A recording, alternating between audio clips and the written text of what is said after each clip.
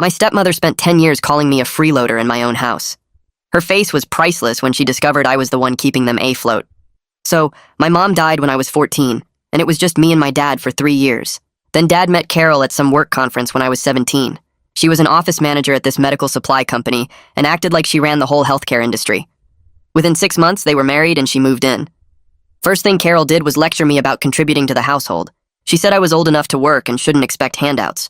I was 17, studying for SATs, and working weekends at a tutoring center.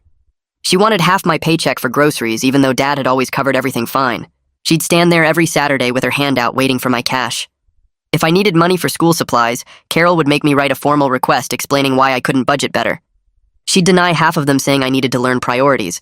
She actually created a chart showing how much I cost the household monthly in food, electricity, water, even toilet paper. She'd update it weekly and stick it on my door. When I started college, Carol got worse.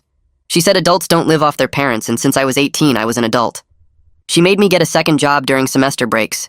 She'd calculate how many hours I could work between classes and tell me I was lazy if I didn't maximize every minute. She forced me to pay for my own health insurance, even though I could have stayed on Dad's plan. Every family dinner became a lecture about self-sufficiency. She'd tell her sisters how she was teaching me not to be a parasite on society. She actually used that word, parasite. She'd complain that her generation worked through college without help, and mine just expected everything handed to us. She made me pay her back for birthday presents, saying gifts were for children.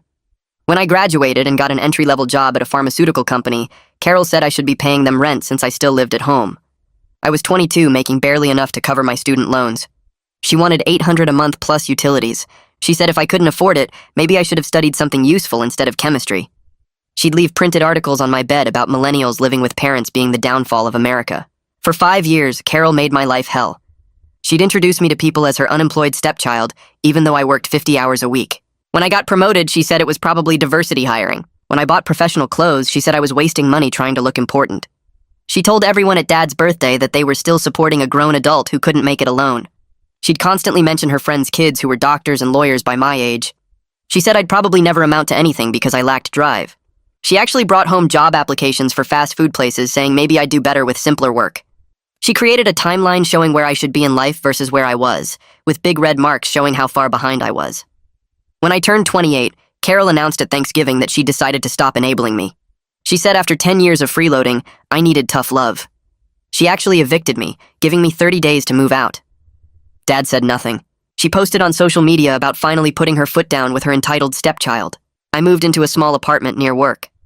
Carol told everyone she'd finally freed herself from supporting a leech. She said maybe now I'd learn to be self-reliant. She threw a party to celebrate getting her house back. 6 months later, Carol's company announced a merger. She was thrilled because she thought she'd get a big promotion. She spent weeks bragging about how her hard work was finally paying off, unlike some people who expected handouts. She bought new clothes for meeting the new executives. She told everyone her career was about to skyrocket. The merger meeting was scheduled for Monday morning. Carol walked in expecting to meet some corporate executives from New York. Instead, she found me. I was the lead on the acquisition team. Turns out, the pharmaceutical company I'd been working for had been quietly buying medical supply companies. The entry-level job Carol mocked had turned into a senior position overseeing acquisitions. I'd specifically pushed for buying her company because I knew their contracts inside out. Carol's face went white when she saw me at the head of the conference table. I kept my face completely blank as Carol stared at me from her seat 3 chairs down. She looked like someone had dumped ice water over her head. Her mouth opened, but nothing came out. I clicked to the first slide of my presentation and stood up. The other executives from her company shifted in their seats, probably wondering why their office manager looked ready to pass out. I introduced myself as lead acquisition specialist for the pharmaceutical division and explained that I'd be managing the integration of their medical supply company over the next 4 months. My voice came out steady and professional. Carol's hand gripped the edge of the table so hard her knuckles went white. I walked through the timeline on the screen, pointing out key dates for personnel reviews and operational assessments. Carol's boss, Damien, took notes on his tablet, while 2 other managers asked questions about reporting structures. Carol just sat there frozen, her face getting paler by the second. Carol finally found her voice about 10 minutes into my presentation. She asked if this was some kind of joke, and her words came out shaky and thin. I looked directly at her for the first time since starting, and kept my expression neutral. I explained calmly that I'd been with the pharmaceutical company for 6 years now. Started as an entry-level analyst right after college, and worked my way up through 3 promotions. Made senior acquisition specialist 2 years ago, and now led a team of 12 people. I mentioned that I'd specifically recommended her company as an acquisition target because I knew their contract structures really well. Had studied them extensively during my research phase. Carol's face somehow got even whiter. She looked down at her folder and I could see her hands trembling. Damien glanced between us with confusion written all over his face but didn't say anything. I transitioned smoothly into the merger overview section, clicking through slides about integration timelines and restructuring plans. The other executives leaned forward to read the details, while Carol sat perfectly still like someone had hit pause on her. I outlined how we'd be evaluating every employee over the next 60 days. Explained that we'd assess each person's value to the merged organization and make decisions about retention or severance after that period. Mentioned that we'd be consolidating departments and eliminating redundant positions to maximize efficiency. Carol's breathing got faster, and I could see her chest rising and falling quickly. I kept talking about operational synergies and cost reduction targets. Listed the departments that would see the biggest changes. Her department was third on that list. One of the other managers asked about severance packages, and I walked through our standard terms. 3 months' pay plus benefits continuation and outplacement services. Carol looked like she might throw up. About 20 minutes into the presentation, I noticed Carol's hand moving under the table. She was trying to be subtle about it, but I could see the glow of her phone screen reflected on her face. Her thumbs moved quickly across the screen, and I knew exactly who she was texting. Dad was probably at his consulting job right now, completely confused about why Carol was sending him panic messages about me being her new boss. I didn't react at all, just continued explaining how we'd assess each employee's contribution to the merged organization. Talked about performance metrics and evaluation criteria. Mentioned that decisions would be based purely on professional factors and documented work history. Carol's phone buzzed quietly, and she glanced down at it. Whatever Dad replied made her face crumple for just a second before she forced it back to neutral. I moved on to the next slide about timeline milestones and implementation phases. I opened the floor for questions after finishing the integration overview. Damien raised his hand first and asked about management structure in the new company. I pulled up the organizational chart and walked through how we'd be flattening the hierarchy. Explained that we were eliminating 3 layers of middle management to create more direct reporting lines. Pointed out that office managers and administrative coordinators would be consolidated into a single operations team. Carol went completely rigid in her seat. Everyone in corporate knew that office manager positions were usually the first to go in mergers because they were considered redundant with existing staff. I kept my tone matter-of-fact as I explained the rationale behind each structural change. Damien nodded along and made more notes. Carol's jaw was clenched, so tight I could see the muscles jumping in her cheek. Another manager asked about the timeline for personnel decisions, and I said we'd have preliminary recommendations by week 8 of the integration process. The meeting broke for lunch at noon, and Carol practically ran out of the conference room. She grabbed her purse and phone and headed straight for the elevators without making eye contact with anyone. I stayed behind to pack up my laptop and presentation materials. Damien walked over and asked if I had a few minutes to chat. We went to the break room and grabbed coffee while the other executives filed out to find food. Damien stirred cream into his cup and mentioned that Carol had been difficult to work with lately. Said she'd been complaining constantly about younger employees and their supposed lack of work ethic. Told me she resisted every procedural change he tried to implement, claiming her way of doing things had worked fine for 20 years. He looked tired just talking about it. Asked if the merger might be a good opportunity to address some of these performance issues that had been building up. I kept my response professional and said we'd be doing thorough evaluations of everyone based on documented metrics and team feedback. My supervisor, Ananya, found me in the break room about 10 minutes later. She pulled me aside near the windows and asked quietly if I was okay. Said she'd noticed some weird tension with Carol during the presentation. I gave her the short version. Told her Carol was my stepmother who'd made my life complete hell for 10 years. Called me a freeloader and a parasite. Charged me rent when I could barely afford student loans. Kicked me out 6 months ago. Ananya's expression shifted from concern to angry in about 2 seconds. Her face got hard, and she said some words about Carol that I won't repeat here. Then she told me she'd watch my back during this whole process. Make sure everything stayed professional and by the book. Said if Carol tried any family drama or attempted to claim bias, Ananya would shut it down immediately with documentation. I thanked her, and we headed back to the conference room as people started returning from lunch. Carol came back right before we reconvened, and she'd clearly been crying. Her eyes were red and puffy, even though she'd tried to cover it with fresh makeup. She'd reapplied her lipstick, but it was slightly smudged at one corner. She sat down in her seat and wouldn't look at anyone. I started the afternoon session on operational integration, pulling up detailed slides about supply chain consolidation and inventory management systems. Kept everything completely professional and technical. Walked through each process change step by step with supporting data and cost analysis. Carol squirmed in her seat the whole time. She kept shifting her weight and crossing and uncrossing her legs. Picked at her cuticles until I saw a spot of blood on her thumb. I talked about standardizing ordering procedures and implementing our existing vendor management software across all locations. Explained how we'd be training everyone on the new systems over a 6-week period. Carol interrupted about 30 minutes into the supply chain section. Her voice came out too loud and a little shrill. She suggested that her department's current processes were already really efficient and didn't need to be changed. Said they'd been doing things the same way for years and it worked perfectly fine. I stopped talking and looked at her calmly. Waited a beat before responding. Then I politely but firmly explained that our analysis showed significant cost savings through standardization. Pulled up a slide with actual numbers showing how much money we'd save by consolidating vendors and using our bulk purchasing agreements. Mentioned that personal preferences wouldn't factor into operational decisions because we had to base everything on data and measurable outcomes. Carol's face flushed red and she looked down at the table. Damien cleared his throat awkwardly. I moved on to the next section about inventory tracking systems, and no one else interrupted for the rest of the presentation.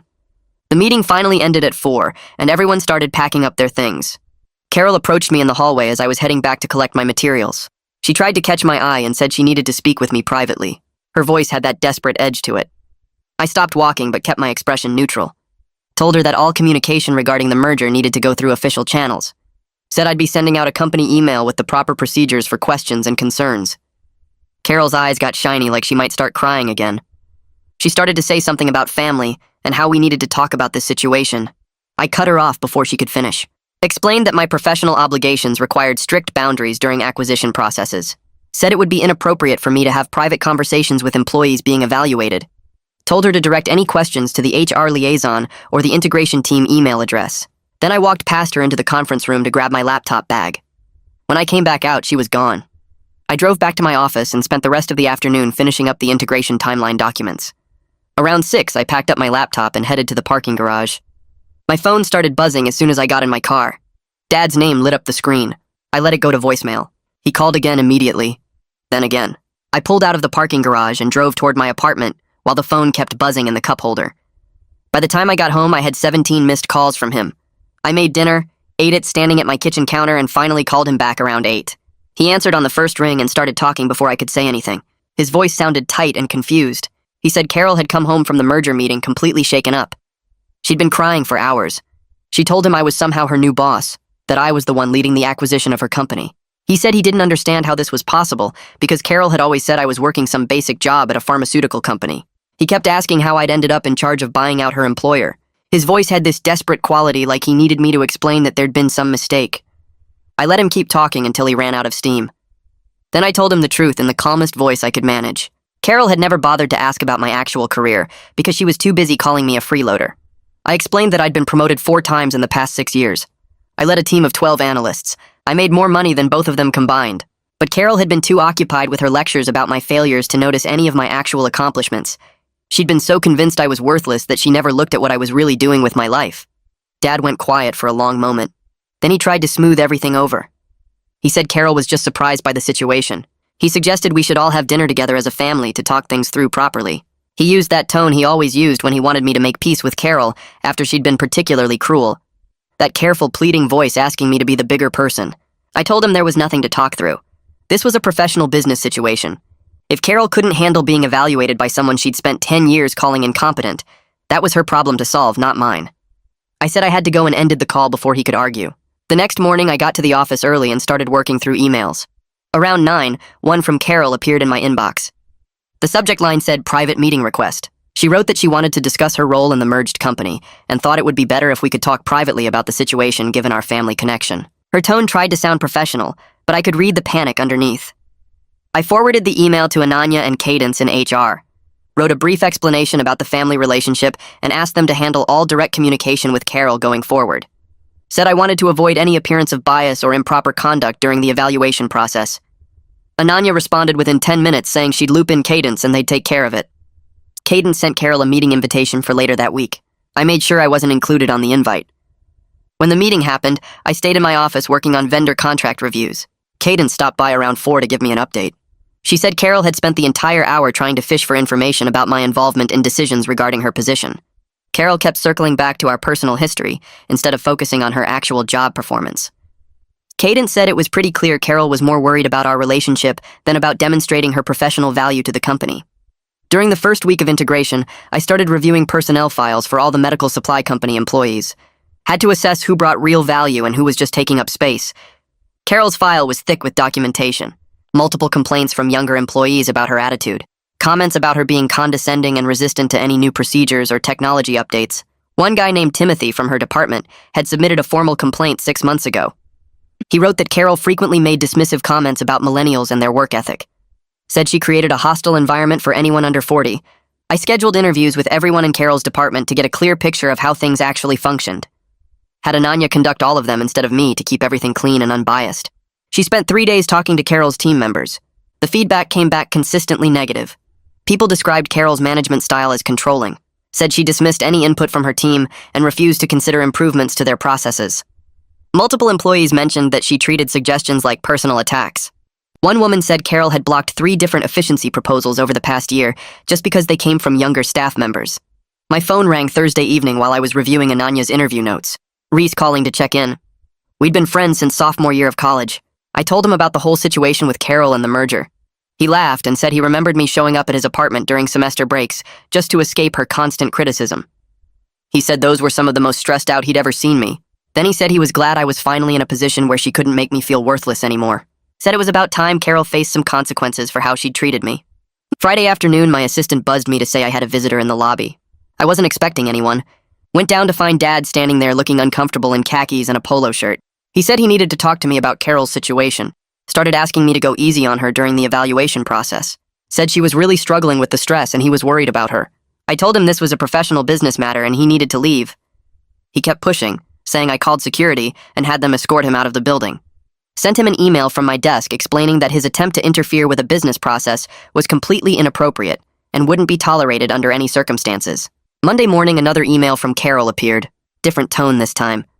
She apologized for how she'd treated me over the years, said she knew she'd been too hard on me and wanted to know if we could move past it. Asked if we could put family first and work together professionally.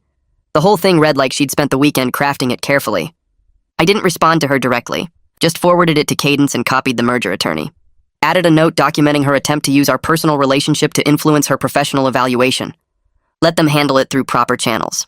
3 weeks into the merger process, Damien stopped by my office unannounced. He asked if we could talk privately about Carol's performance history. I closed the door and gestured to the chair across from my desk. He sat down and rubbed his face with both hands. He looked tired, older than his file photo suggested. He told me he'd been wanting to address Carol's issues for years, but couldn't find a way to do it safely. Every time he tried to give her constructive feedback, she'd threaten to file age discrimination complaints with HR. She'd say he was targeting older employees who had institutional knowledge. She'd mention lawyers and hostile work environment claims. He said it was easier to work around her than deal with the potential legal mess. The merger gave him cover to finally be honest about her inadequate performance without worrying about retaliation. He handed me a folder with documentation he'd been keeping privately. Performance reviews where he'd inflated her ratings to avoid confrontation. Emails where she'd refused to implement efficiency improvements. Notes about customer complaints she'd dismissed. He apologized for not handling it sooner and said he hoped this information would help with the evaluation process. Timothy from Carol's department requested a meeting 2 days later. I met him in one of the small conference rooms on the 3rd floor. He looked uncomfortable, kept adjusting his tie and avoiding eye contact. He told me Carol had been talking about me to the team. She was calling me vindictive and power-hungry. She said I was sabotaging her career because of personal family drama. She told people I'd always been jealous of her success, and now I was using my position to destroy her professionally. Timothy said most of the team didn't believe her story. They'd watched me conduct the merger process fairly and professionally. They'd seen me treat everyone with respect during interviews and evaluations. But Carol's constant complaints were creating tension in the office. People felt awkward being around her. Some employees were avoiding her completely because they didn't want to get pulled into whatever conflict she thought was happening. Timothy said he felt obligated to tell me what was going on, even though he knew it might make things worse for Carol. I spent that afternoon documenting everything Timothy told me. I pulled together the timeline of Carol's behavior since the merger announcement. Her attempt to discuss family matters during business hours. Her email trying to leverage our personal relationship for professional advantage. Now spreading rumors about my motives to her coworkers. I compiled witness statements from Timothy and 2 other employees who'd heard Carol's complaints. I scheduled a meeting with Cadence from HR and presented everything in a formal report. Cadence reviewed the documentation carefully, making notes on her tablet. She said this constituted creating a hostile work environment during a transition period. She'd need to bring Carol in for a disciplinary meeting. I told Cadence I wanted to stay completely out of that conversation to avoid any appearance of personal involvement. Cadence agreed and scheduled the meeting for the following Monday. She called Carol in alone, and I stayed in my office working on other acquisition tasks. The meeting lasted over an hour.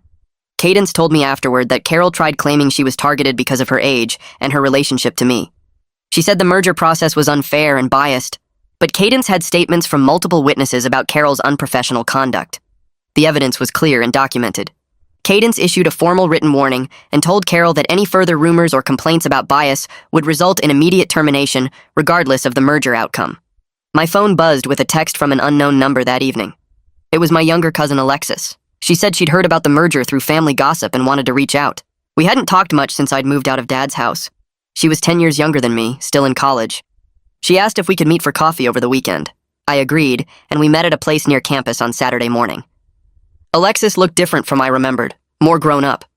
She ordered some complicated drink with extra shots and sat across from me in the corner booth. She said she always hated how Carol treated me at family gatherings. Carol would make snide comments about my life choices whenever I was around. She'd compare me unfavorably to her friends' kids who had better jobs or bigger houses. She'd mention how I was still renting instead of owning property. She'd talk about how some people never learned to be financially responsible. Alexis said everyone else would just sit there quietly and let it happen. Nobody ever told Carol to stop or defended me. People would change the subject or pretend they didn't hear. Alexis said she was too young to speak up back then, but it always bothered her. She wanted me to know that at least one person in the family saw what was really happening. The financial audit results came back the following week. I sat in my office reading through the report with growing interest. Carol's department had been significantly over budget for 3 consecutive years. The auditor found inefficient processes that wasted time and money. Multiple proposals for cost-saving technology upgrades had been rejected. The auditor noted specifically that Carol had blocked automation systems that would have saved the company over $200,000 annually. She'd written in email responses that the current manual systems worked fine and didn't need changing. She'd claimed the technology was unnecessary and too complicated for her team to learn. The auditor documented at least 5 separate occasions where Carol's resistance to modernization had directly cost the company money. The report recommended immediate implementation of the previously rejected upgrades and suggested that management resistance to efficiency improvements indicated deeper performance problems. I reviewed the audit results with Ananya in her office that afternoon. She read through the report while I sat across from her desk. When she finished, she looked up at me and asked directly what I wanted to happen with Carol. The question caught me off guard. I sat there for a minute trying to figure out how to answer honestly. Part of me wanted to see Carol face real consequences for how she treated me. I wanted her to understand what it felt like to have someone in power dismiss your worth and mock your efforts.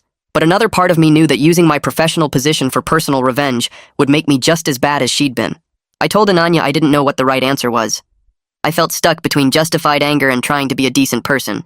Ananya nodded like she understood the conflict. She told me about her own experience with an abusive family member. Her uncle had controlled and manipulated her family for years. She'd spent a long time wanting revenge, imagining scenarios where he'd finally face consequences. But eventually she learned that real power wasn't about getting revenge. It was about not letting their toxicity define your choices. She said whatever decision I made about Carol needed to be based on legitimate business reasons, not personal satisfaction. If Carol's performance justified termination, then that was a business decision. If I kept her employed just to prove I wasn't vindictive, that would be letting our history control me just as much as firing her out of spite. The key was making a choice I could justify professionally regardless of our personal relationship. That weekend there was a family gathering at my aunt's house. I didn't go. I hadn't been to family events since moving out of Dad's house. Alexis texted me updates throughout the afternoon. Carol was apparently telling everyone that I was abusing my position to punish her for being a strict stepmother. She said she'd only tried to teach me responsibility and independence. Now I was using corporate power to destroy her career out of petty revenge. Dad backed up her version of events. He told relatives that Carol had been tough on me because she cared about my future. He said I was holding a grudge over normal parenting decisions. Alexis said other relatives looked uncomfortable, but nobody spoke up to challenge the story. People nodded politely and changed the subject. A few family members made sympathetic noises about how hard mergers must be. Nobody asked about my side or questioned Carol's victim narrative. I spent Sunday evening writing a detailed email to several family members I trusted. My aunt, who'd always been kind to me. 2 older cousins who'd known me before Carol came into the picture. Alexis. I laid out the full history of Carol's financial and emotional abuse over 10 years. I included specific examples with dates and dollar amounts. The chart she'd made showing how much I cost them in toilet paper. The $800 monthly rent she'd charged when I was 22 and barely surviving. The $30,000 total she'd taken from me over the years. The eviction notice she'd served at Thanksgiving. The party she'd thrown to celebrate getting rid of me. I made it clear this wasn't strict parenting or tough love. It was systematic cruelty designed to make me feel worthless and dependent. I explained that my professional evaluation of her company had nothing to do with our history. The performance problems were documented by her own boss in a financial audit. I wasn't punishing her for being a stepmother. I was doing my job evaluating an acquisition target. The responses started coming in Monday morning. My aunt wrote back immediately saying she always thought Carol was too hard on me, but didn't feel it was her place to interfere in how Dad ran his household. She apologized for not speaking up when she witnessed some of the treatment. One cousin said he'd noticed Carol's comments at family events, but assumed I could handle it since I was an adult. He felt bad now, realizing how much worse it was in private. Another cousin defended Carol, saying she was just trying to teach me responsibility in a world that coddles young people too much. He said maybe I was being oversensitive about normal expectations for contributing to a household. Alexis responded saying she was glad I'd finally told people the truth because Carol's victim act at the gathering had made her sick. She said she'd tried to say something, but Dad had shut her down. The mixed responses were exactly what I'd expected. Some people got it. Others would always find ways to excuse Carol's behavior or minimize what had happened. At least now the truth was documented somewhere besides my own memory. Monday morning, I walked into the office and found Cadence waiting outside my door with a thick folder under her arm. She asked if I had time to review Carol's evaluation results. I nodded and let her into my office. She spread the documents across my desk while I grabbed coffee. The numbers were clear. Carol's department had the highest overhead costs in the entire company relative to output. Her team's productivity metrics ranked in the bottom 15% compared to similar divisions at other medical supply companies. The financial audit showed she'd rejected 3 separate proposals for automation upgrades that would have saved the company over $200,000 annually. Her performance reviews from Damien were mediocre at best, with multiple notes about resistance to change and difficulty accepting feedback. Then there were the complaints. 6 different employees had filed informal grievances about Carol's management style over the past 2 years. The HR notes described her as condescending, dismissive of younger workers, and prone to making comments about millennials lacking work ethic. Timothy's statement was particularly detailed, documenting instances where Carol had publicly criticized team members for suggesting process improvements. Cadence pointed to a section highlighting Carol's behavior during the merger transition. She'd been caught spreading rumors about me to her team, claiming I was sabotaging her position out of personal vendetta. 3 separate witnesses had reported her making unprofessional comments about the acquisition process. The documented pattern showed someone who couldn't adapt to change and actively undermined organizational goals when she disagreed with them. Cadence looked at me across the desk and said the data made a strong case for eliminating Carol's position entirely. Her role overlapped significantly with existing pharmaceutical company management structures. Her performance history showed consistent resistance to the kind of operational improvements the merger was designed to implement. Her recent conduct during the transition had created team morale issues that would only get worse if she remained in a management role. I stared at the papers spread across my desk. This was it. The business case was solid. Carol's position was redundant. Her performance was subpar. Her behavior was unprofessional. Any reasonable executive would recommend her for severance, but I knew what people would say. They'd say I used my corporate power to destroy my stepmother's career because she was tough on me growing up. They'd say this was revenge dressed up in business language. They'd say I couldn't separate personal feelings from professional judgment. I asked Cadence for a few days to review everything thoroughly. She agreed and gathered up the documents, leaving copies for me to study. After she left, I sat there looking at the folder. Part of me felt vindicated seeing Carol's failures documented in black and white. All those years she'd called me incompetent and lazy, she'd been the one underperforming. All those lectures about my lack of drive, while she was actively blocking improvements that could have helped her company. But another part of me felt sick. I had the power to end Carol's career. One recommendation from me and she'd be out. Was I really going to do this? Could I live with myself if I did? Would I be any better than her if I used my position to hurt her the way she'd hurt me? I spent the next 2 days barely sleeping. I kept opening Carol's personnel file and trying to read it objectively. If this was anyone else, what would I recommend? If I didn't know Carol, didn't have 10 years of history with her, what would the right business decision be? The answer was obvious. Her position was redundant with existing management. Her performance was consistently below average. Her resistance to change directly contradicted the merger's core objectives. Her recent unprofessional behavior had damaged team morale. Any other employee with this record would be recommended for severance without hesitation. But this wasn't any other employee. This was Carol. The woman who'd made my life hell for a decade. The woman who'd called me a parasite and a freeloader. The woman who'd charged me for birthday presents and evicted me from my own home. If I recommended her termination, was I being objective or vindictive? Thursday afternoon, my phone rang. Dad's name appeared on the screen. I almost didn't answer, but something made me pick up. He started yelling before I could say hello. He said I was deliberately destroying Carol's career out of spite. He said I was using my corporate position to punish her for being a strict stepmother. He said this was cruel and vindictive and he'd raised me better than this. I let him finish his rant before I spoke. I asked him where this protective energy had been during the 10 years Carol was destroying my self-worth. I asked him why Carol's feelings mattered more than the decade of damage she'd done to me. I asked him if he remembered standing silent while she called me a parasite at family dinners. Dad tried to interrupt, but I kept talking. I said Carol hadn't been a strict stepmother. She'd been abusive. She'd systematically torn me down to make herself feel important. She'd taken over $30,000 from me when I was barely surviving. She'd made charts showing how much I cost them in toilet paper. She'd evicted me and thrown a party to celebrate getting rid of me. Where was his anger then? Why hadn't he protected his own child from her cruelty? Dad's voice changed. He said I was exaggerating. Carol had just been trying to teach me responsibility. She'd wanted me to be independent and self-sufficient. Her methods might have been harsh, but her intentions were good. She'd been preparing me for the real world. I felt something crack inside me. I told Dad we needed to have a real conversation about his enabling behavior. Every time he'd stood silent while Carol called me a parasite, he'd chosen her cruelty over his own child. Every time he'd let her charge me for birthday presents, he'd endorsed her abuse. Every time he'd watched her humiliate me at family dinners without saying a word, he'd been just as responsible for the damage as she was. His silence hadn't been neutral. It had been a choice. He'd chosen Carol's comfort over my well-being for 10 solid years. Dad tried to defend himself. He said he'd thought Carol's tough love would motivate me to be independent. He said he hadn't realized how much it was hurting me. He said if he'd known it was that bad, he would have said something. I laughed. It wasn't a nice laugh. I told him that was a convenient excuse for a decade of cowardice. He'd seen exactly what Carol was doing. He'd been there when she made me write formal requests for school supplies. He'd watched her create charts showing how much I cost them. He'd heard her call me a parasite at family gatherings. He hadn't been blind. He'd been complicit. His passive enabling had been just as damaging as Carol's active abuse because it had taught me that nobody would stand up for me, not even my own father. The conversation ended with Dad hanging up on me. I sat there holding my phone, shaking. That night I couldn't focus on anything. I kept replaying the conversation with Dad, kept seeing Carol's personnel file spread across my desk, kept thinking about what kind of person I wanted to be. Friday morning I called in sick and spent the day at home. I made coffee and sat on my couch with Carol's file. I forced myself to read every page without thinking about our history. Just the facts, just the performance data, just the business case. The evidence was overwhelming. Carol's position was genuinely redundant. Her performance was legitimately subpar. Her resistance to change was documentably harmful to company objectives.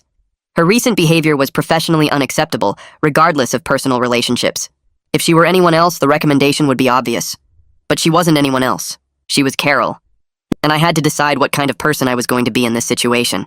Was I going to let her keep a job she was bad at just to prove I wasn't vindictive? Or was I going to make the right business decision, even though it would look like revenge?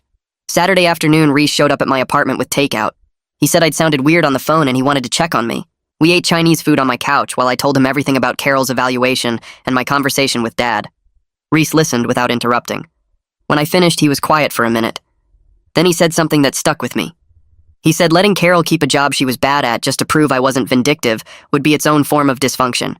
He said holding her accountable for legitimate professional failures wasn't the same as revenge. He reminded me that I used to come to his apartment during college breaks just to escape Carol's constant criticism.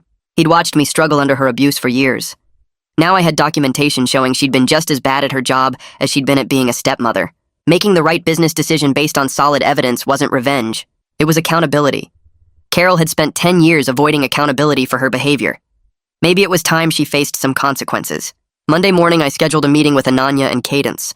I brought Carol's complete personnel file plus my own documentation, showing how I'd separated personal history from professional evaluation. I started the meeting by acknowledging up front that Carol was my stepmother, and we had a difficult history.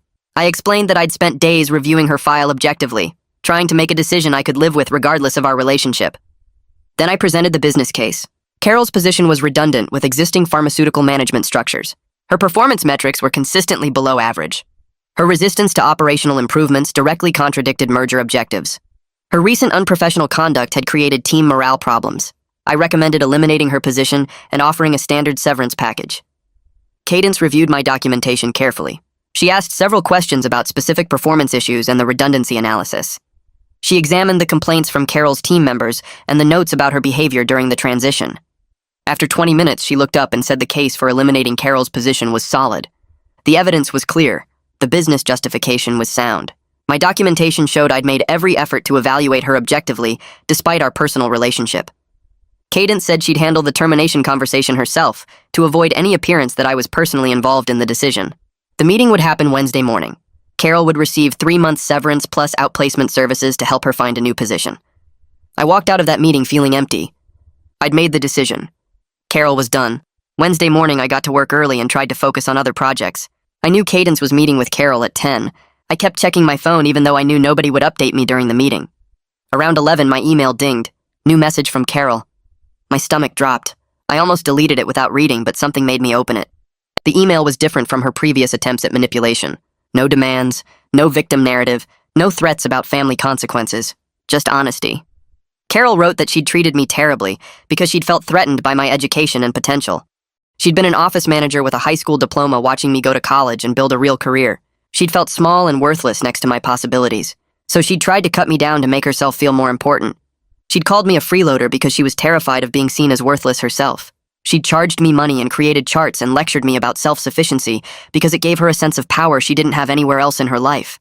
She'd spent 10 years projecting her own insecurities onto me, making me carry the weight of her fears about her own inadequacy. Carol wrote that watching me succeed despite her attempts to undermine me had forced her to confront how cruel she'd been. She said she knew this email wouldn't change anything about her job situation.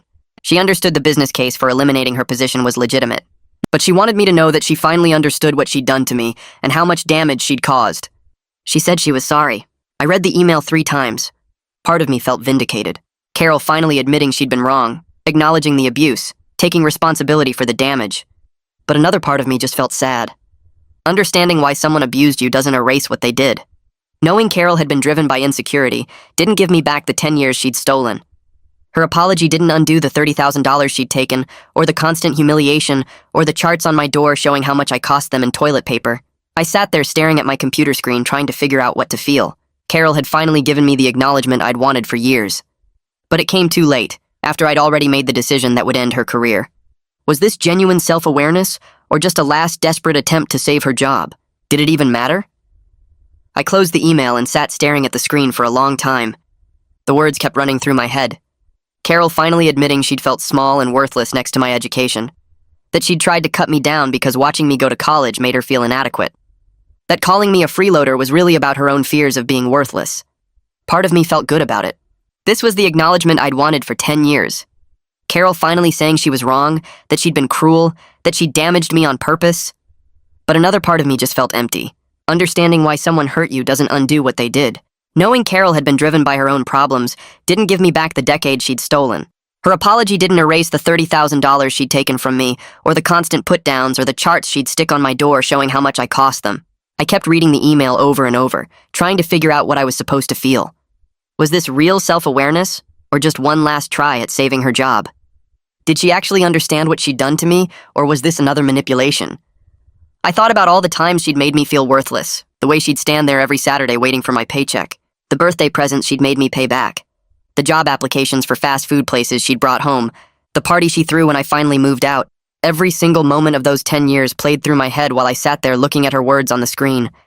The email said she knew it wouldn't change anything about her job situation, that she understood the business case for getting rid of her position was real, but she wanted me to know she finally got what she'd done. I closed my laptop and walked to the window. The city stretched out below my office, all those buildings full of people living their own complicated lives. Carol's honesty felt important somehow, but also too late. Way too late. She'd spent a decade trying to destroy my confidence, and now that I had the power to affect her career, suddenly she understood how wrong she'd been. The timing felt suspicious even if the words sounded real. I typed out a response to Carol's email, kept it short and professional. I told her I appreciated her being honest about what had driven her behavior over the years. That understanding her reasons helped explain things, but didn't erase the damage. I wrote that professional decisions about the merger had to be based on business needs, not personal relationships. That I hoped she'd find a position that was a better fit for her skills, but this company wasn't the right place for her anymore. I read it 3 times before sending it. Made sure there was nothing angry or mean in the words, just clear and direct. This was a business decision based on real problems with her performance. Our personal history wasn't driving it, even though I couldn't pretend that history didn't exist. I hit send and closed my email. Whatever happened next was out of my hands now. Wednesday morning arrived cold and gray. I got to the office early and tried to focus on other projects. Spreadsheets that needed reviewing, emails that needed responses, anything to keep my mind busy. I knew Cadence was meeting with Carol at 10 to deliver the severance package. 3 months of pay plus help finding a new job. More than a lot of companies would offer. I kept checking my phone even though nobody was going to update me during the meeting. Around 11, my email dinged. Message from Cadence with the subject line, Carol meeting complete. I opened it. Cadence wrote that Carol had taken the news quietly. No drama, no victim story, no threats about going to family or making trouble. She'd asked a few questions about the severance terms and the outplacement services. Signed the paperwork. Packed up her desk. Left the building without causing a scene. Cadence said she'd seemed sad, but also maybe a little relieved. Like some part of her had known this was coming and had made peace with it. I read the message twice. This wasn't how I'd expected it to go. I'd thought Carol would make a big production out of it. Play the victim. Try to get people on her side. But apparently she'd just accepted it and moved on. I didn't know what to do with that. My phone rang 2 hours later. Dad's name on the screen. I almost didn't answer but knew that would just make things worse. I picked up. Dad started yelling before I could even say hello. Accusing me of ruining Carol's career. Saying I'd destroyed their financial stability. That I'd used my position to get revenge for personal reasons. His voice was shaking with anger. I let him talk himself out before responding. Told him calmly that Carol's position had been cut due to being extra and performance problems that existed long before I was involved. That the severance package she got was actually better than what most companies offer. That this was a legitimate business decision based on real issues with her work. Dad said that was garbage. That I'd clearly targeted her because of our history. That I was being cruel and taking advantage of my power. I asked him if he'd ever looked at Carol's performance reviews, if he knew about the complaints from her team, if he understood that her department had been over budget for 3 years because she refused to update their systems. He went quiet for a second, then said that didn't matter because I should have found a way to keep her on. That family was supposed to protect each other. I felt something snap inside me. Told Dad that if he was worried about their finances, maybe he should know that Carol spent 10 years taking money from me. That I'd calculated she took over $30,000 from me during those years when I was barely surviving on entry-level pay. Money I could have used to pay off student loans or save for my future. Money she demanded while calling me a freeloader and a parasite. Dad tried to interrupt, but I kept talking. Told him about the $800 a month in rent she charged me when I was 22. The charts she'd make showing how much I cost them in toilet paper. The way she'd make me write formal requests for school supplies. Every birthday present I had to pay back. Every lecture about being worthless. Every time she told people I was unemployed when I was working 50 hours a week. I laid it all out while Dad sat silent on the other end of the phone. Asked him where all that money went since it clearly wasn't needed for household expenses. Told him Carol had been stealing from me for a decade while making me feel like garbage for existing. Dad's voice came back quiet and defensive. Said he didn't know Carol had taken that much money. That he'd thought she was just teaching me responsibility. I laughed at that. Asked him how charging your stepson for birthday presents teaches responsibility. How humiliating someone at family dinners teaches anything except cruelty. Told him I was done protecting his feelings about Carol's problems when he never protected me from her abuse. That if he wanted any relationship with me going forward, he needed to stop making excuses for what she'd done. That he needed to acknowledge he'd stood by and watched her treat me like trash for 10 years and never said a word. That his silence had been its own choice and it had damaged our relationship maybe beyond repair. I told him I didn't want to hear about Carol's feelings or their financial stress or how hard this was for them. That they'd made my life hard for a decade, and now they could figure out how to deal with the results of their choices. The line went quiet for a long time. Then Dad said he needed to think about things and hung up. I sat there holding my phone, feeling shaky and angry and sad all at the same time. 2 weeks passed. Work kept me busy with other projects. The merger wrapped up smoothly. I barely thought about Carol or Dad except late at night when I couldn't sleep. Then my email dinged with a new message from Dad. Long subject line that said I need to say some things. I almost deleted it without reading, but something made me open it. Dad's email was different from anything he'd ever written me before.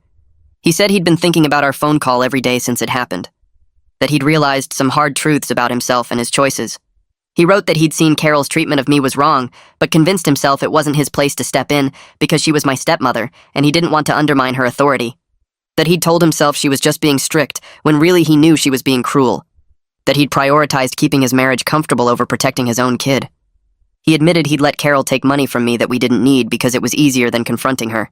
That he'd stood quiet at family dinners while she humiliated me because speaking up would have caused conflict he didn't want to deal with. That every time he'd stayed silent, he'd been making a choice that damaged our relationship. Dad wrote that he understood if I couldn't forgive him. That he'd started going to therapy to work through why he'd found it easier to stay quiet than to confront Carol's behavior. That he was trying to understand his own patterns of avoiding conflict even when people he loved were getting hurt. He said he didn't expect me to want a relationship with him right now. That he knew trust took time to rebuild and required consistent changed behavior, not just words. But he wanted me to know he finally saw what he'd done and how much damage his silence had caused. I read Dad's email 3 times. This was the closest he'd ever come to real accountability. Actually naming his choices instead of making excuses. Acknowledging he'd put his marriage ahead of his relationship with me. Admitting his silence had been active harm, not just passive failure. I sat with it for a while. Part of me wanted to believe this was real growth. That Dad was actually working on himself and understanding his role in what happened. But another part of me remembered 10 years of him standing by while Carol tore me down. 10 years of him choosing comfort over protecting me. Words in an email were a start, but they didn't undo a decade of damage. I opened a reply and started typing. Told Dad I appreciated his honesty and was glad he was getting help. That I recognized how hard it probably was to look at his own behavior and take responsibility for it. But I also told him that rebuilding trust would take time and consistent changed behavior, not just an apology email. That I needed space to process everything before I could think about what kind of relationship we might have going forward. That I couldn't just forget 10 years because he'd had one moment of clarity. I wrote that if he was serious about changing, he needed to keep doing the work whether or not I was ready to let him back into my life. That this had to be about him becoming a better person, not about earning his way back to a relationship with me. I hit send and closed my laptop. Whatever happened next was up to him. 3 weeks later, the merger officially closed. The integration team got an email from the CEO praising our work on the smoothest acquisition the company had completed in 5 years. The cost savings exceeded projections by 18%, and employee retention from the acquired company was higher than any previous merger. Ananya forwarded me the email with a note saying she wanted to talk. I found her in her office that afternoon, and she gestured for me to close the door. She told me she'd been watching how I handled the Carol situation from start to finish. That she'd seen me maintain professional standards even when I could have made Carol's life hell. That I'd documented everything, followed proper procedures, and made decisions based on business needs rather than personal revenge. She said she was proud of how I'd navigated an impossible situation without compromising my integrity or the company's interests. I thanked her and admitted there were moments I'd been tempted to abuse my position. She nodded and said the fact that I'd resisted that temptation showed more character than most people had. That the easy path would have been using my power to punish Carol, but I'd chosen the harder road of staying ethical, even when it would have felt good to be cruel. 2 days after the merger closed, I got an email from Timothy. He'd been quiet during the whole process, just doing his job and staying out of the drama. His email thanked me for the changes we'd implemented in his department. He said the team morale had improved so much in just the few weeks since Carol left. That people were actually excited to come to work now, instead of dreading another day of her constant negativity. He wrote that Carol had spent years shooting down every new idea, criticizing younger employees, and creating an atmosphere where people were afraid to suggest improvements. 3 people had been planning to quit before the merger, but now they'd all decided to stay because the work environment felt healthy again. Timothy said he'd watched Carol treat me like garbage at company events over the years, back when she'd drag my dad to the office parties and spend the whole time complaining about her freeloader stepkid. He'd never said anything because it wasn't his place, but he'd always thought she was cruel. He was glad to see me succeed despite her attempts to tear me down. The following Saturday, my cousin Alexis invited me to dinner at her place. She said it was just family who actually cared about me, not the ones who'd stood by while Carol spent a decade making me feel worthless. I showed up to find Alexis, her wife, my Aunt Rachel, and my Uncle Mark. They'd set up a nice meal and opened wine, and Alexis raised her glass to toast my success. We ate and talked, and eventually the conversation turned to Carol. Aunt Rachel admitted she'd seen how Carol treated me at family gatherings for years. The constant comments about my lack of ambition, the snide remarks about me living at home, the way she'd introduced me as her unemployed stepchild even when I was working full-time. Rachel said she'd wanted to say something but didn't know how to intervene without causing family drama. Uncle Mark said the same thing, that he'd watched Carol humiliate me at holiday dinners and felt sick about it, but convinced himself it wasn't his business. Alexis said she'd been younger and didn't have the standing to call out Carol's behavior, but she'd hated every family event where Carol got to perform her narrative about the lazy stepkid she was forced to support. We talked about how family dysfunction thrives on everyone staying silent, how people don't want to make waves or cause conflict, so they let abuse happen right in front of them, how the abuser counts on that silence to maintain their power. Aunt Rachel said she was sorry for not speaking up, and I told her I understood, that confronting Carol would have meant risking her relationship with my dad and causing family conflict nobody wanted to deal with. The next weekend, Reese helped me move into a bigger apartment. I could finally afford a decent place now that I wasn't sending $800 a month to Carol anymore. The new apartment had actual space, a real kitchen and windows that let in natural light. Reese brought beer, and we spent the day unpacking boxes and arranging furniture. He looked around the living room and said, "This was what my place could have looked like years ago if Carol hadn't been bleeding me dry." We laughed about how much had changed in just 6 months. How I'd gone from living in a tiny apartment and sending money to Carol while she called me a parasite, to having a nice place and watching her face consequences for her behavior. Reese reminded me of the times I'd crashed at his place during college breaks because I couldn't stand being around Carol. How I'd work double shifts to avoid going home, then show up at his apartment exhausted because at least there I didn't have to listen to lectures about being a freeloader. He said he was glad I'd finally escaped her control and built a life where I didn't have to justify my existence to someone who got satisfaction from making me feel small. 3 months after the merger closed, Ananya called me into her office. She said the executive team had been reviewing my performance across multiple acquisitions. The medical supply merger had been my highest profile deal, but I'd also led integration on 2 smaller acquisitions simultaneously. All 3 had come in under budget and ahead of schedule. The board had approved a promotion to Director of Acquisitions, which came with a significant raise and my own team of analysts. I'd be overseeing all future acquisition activity for the pharmaceutical division. Ananya said I'd earned it through consistent, excellent work, and the Carol situation had actually demonstrated my ability to handle complex ethical challenges without compromising professional standards. The promotion represented everything Carol had said I'd never achieve. She'd spent 10 years telling me I lacked drive, that I'd never amount to anything, that I should accept simpler work because I wasn't cut out for real success. Now I was a director at 29, managing major corporate acquisitions and leading my own team. A few weeks later, Alexis texted me some family gossip. Carol had found a new job at a smaller medical supply company. The position had less responsibility than her old role and paid about $20,000 less per year. Apparently, the job market for office managers with her experience wasn't great, especially after she'd been let go during a merger. Dad had picked up extra consulting work to make up for Carol's reduced income. They'd had to cut back on expenses and were talking about downsizing their house. Alexis said Carol was still playing the victim to anyone who would listen, claiming I'd abused my position to destroy her career out of spite. But most people weren't buying it anymore because the details didn't support her narrative. I felt a small sense of justice knowing they were experiencing financial stress. Not because I wanted them to suffer, but because it was a tiny dose of what they'd put me through for years. Every month I'd struggled to pay rent while sending Carol money I couldn't afford. Every time I'd had to choose between groceries and student loan payments because Carol demanded her cut. Every moment of stress about making ends meet while Carol threw parties to celebrate getting her house back from the freeloader. Over the next few months, Ananya became more than just my supervisor. She started mentoring me on navigating corporate politics and senior leadership dynamics. We'd have coffee once a week, and she'd share insights about managing teams, handling difficult executives, and building influence across the organization. She encouraged me to pursue an MBA, saying it would position me for VP-level roles within 5 years. One afternoon, she told me about her own family background, how she'd grown up with an abusive stepfather who constantly told her she was stupid and would never succeed, how she'd used that pain as fuel to build her career, proving to herself that his cruelty didn't define her worth or potential. She said success really was the best response to people who tried to make you feel worthless. That living well and achieving your goals was more satisfying than any revenge could be. That Carol would have to live with knowing she'd spent 10 years tearing down someone who succeeded, despite her best efforts to break them. 6 months after the merger, Dad sent me a text asking if we could meet for coffee. I agreed cautiously, curious about what he wanted to say after months of minimal contact.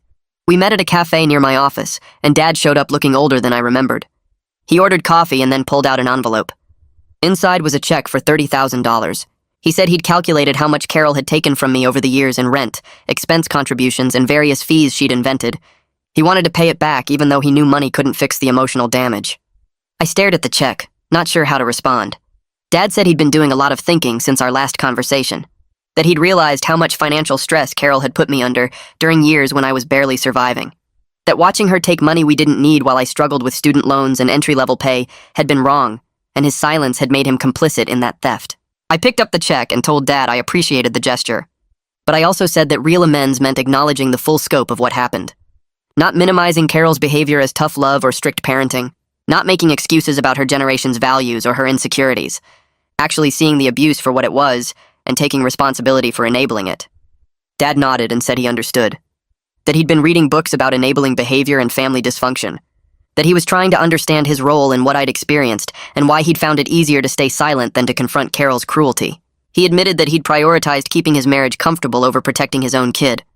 That every time he'd stood quiet while Carol humiliated me, he'd been making an active choice that damaged our relationship. He said he couldn't undo 10 years of harm, but he wanted me to know he finally saw what he'd done. Dad and I talked for over an hour about what a relationship between us might look like going forward. I told him I needed a clear boundary where Carol wasn't part of it, that I had no interest in reconciling with her or pretending the abuse didn't happen for the sake of family harmony. Dad agreed without trying to defend her or push for some future reunion. He said he respected that I needed to protect myself from someone who'd spent a decade trying to destroy my sense of worth.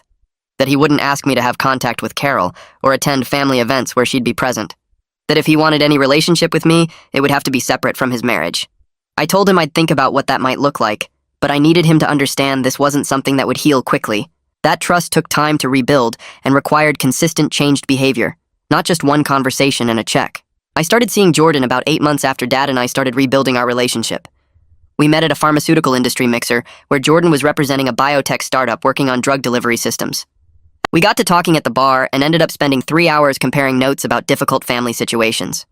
Jordan's parents had spent years telling them they'd never succeed without following the family business plan, then acted shocked when Jordan actually made it in a completely different field. We bonded over knowing what it felt like to prove wrong the people who were supposed to believe in you from the start.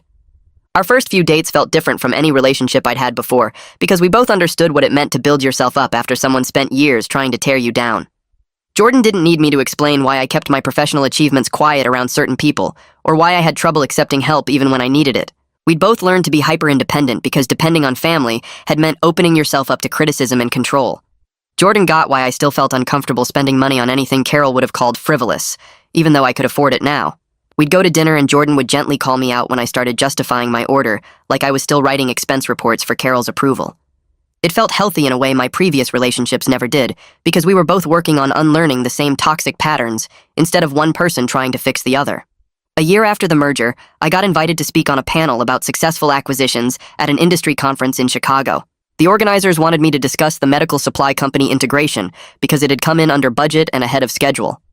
I spent weeks preparing my presentation, focusing on objective evaluation processes and how we'd managed to retain 80% of the workforce despite significant restructuring.